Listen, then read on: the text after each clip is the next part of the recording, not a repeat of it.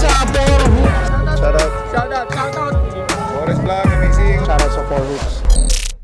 Hello guys, ako po si Chris Kit Benignos at may kasama kaming player na kilala sa kanilang lugar at siya ay nakapagkamit ng RBYO League, Mythical 5, Netra League, Mythical 5, SK League, 2 times Mythical 5, and Tubo League, Best 3-pointer, and RBYO again, Mythical 5. So, Idol, ano pangalan mo?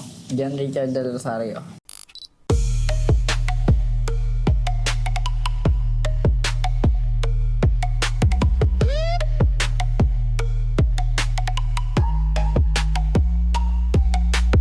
Ilan taon ka na, Idol? 17. Saan ka nakatira, Idol? Sa Jones. So, kamusta naman araw mo ngayon lalo't maulan? Ayun, di nakapaglaro dahil sa bagyo. Inabot naman kayo ng baha. Hmm. Hanggang saan inabot sa inyo, Idol? Hanggang binte. So, Idol, kailan ka pa natutong maglaro ng basketball? Bata pa lang ako. Pwede ba ikwento sa amin kung paano nag-umpis lahat yun, Idol? Naglalaro yung mga kuya ko.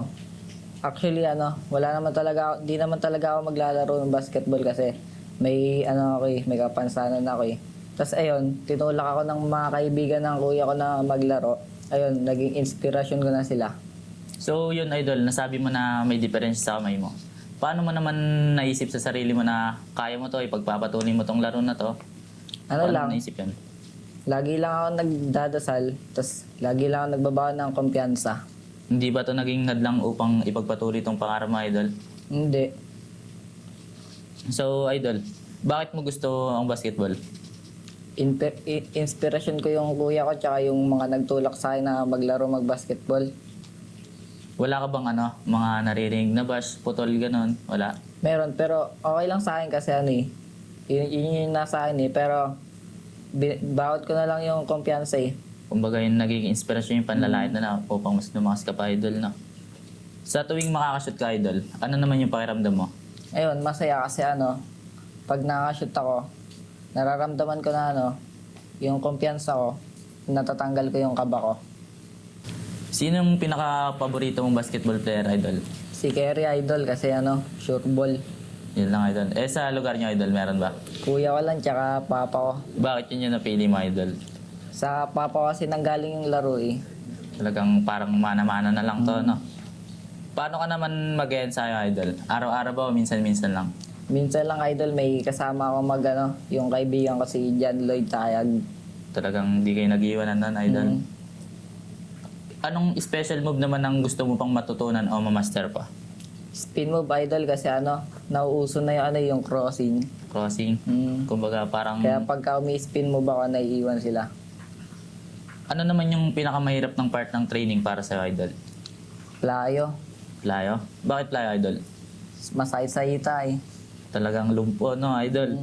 Paano mo naman pinagsasabay yung basketball tsaka pag-aaral? Minsan hindi na ako papasok para sa laro eh. Mas pinipili basketball, Idol, no? Ano naman natutunan mo sa paglalaro ng basketball bukod sa shooting at dribbling? Pagiging humble tsaka pagiging mabait kasi pagka hindi ka naging humble sa loob ng court, mayayabangan yung mga player sa'yo, iisipin nila di ka magandang player. Naranasan mo na ba, Dol, na sa tuwing may game ka, mga kalaban mo, aasarin ka, ganun, dahil sa kamay mo? Oo, Idol, pero mga pinapanis ko naman yung mga ganun eh. Talagang panis na, Idol, no? Sa mga ligang sinalihan mo, may mga teammates ka bang nagalit na sa'yo dahil sa laro mo? Meron, kaso sila naman yung mali, iniintindi ko na lang kasi mas pinipili kong manalo sa laro nagpo-focus na lang ako. So, Idol, paano mo nakikita yung sarili mo bilang isang teammate? Tahimik o maingay? Tahimik lang Idol kahit may mga kakamping malakas manise. Talagang yun na mahirap, makakawala talaga ng laro, Idol, no? Paano naman kayo nagtutulangan ng teammates mo tuwing game? Chemistry lang Idol. Yun lang, Idol. Pangarap mo ba maging pro player barang araw?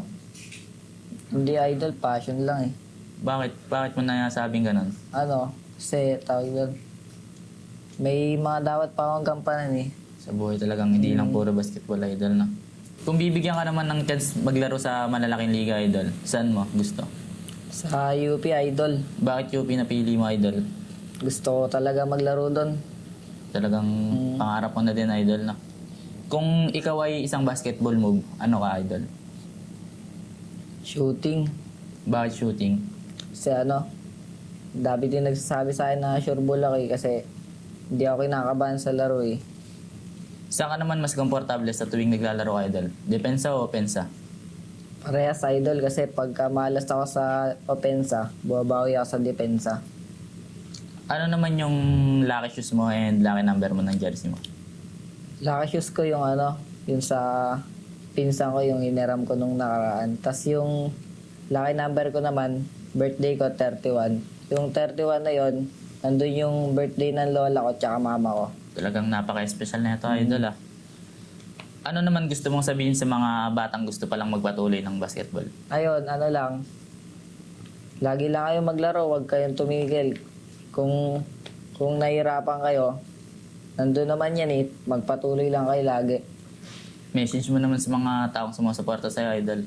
Salamat sa mga sumusuporta sa akin. Ayun lang. Sa mga basher mo naman dahil sa kamay mo, idol, sabihin mo na yan. 1v1 na lang, money game kung gano'n kayo.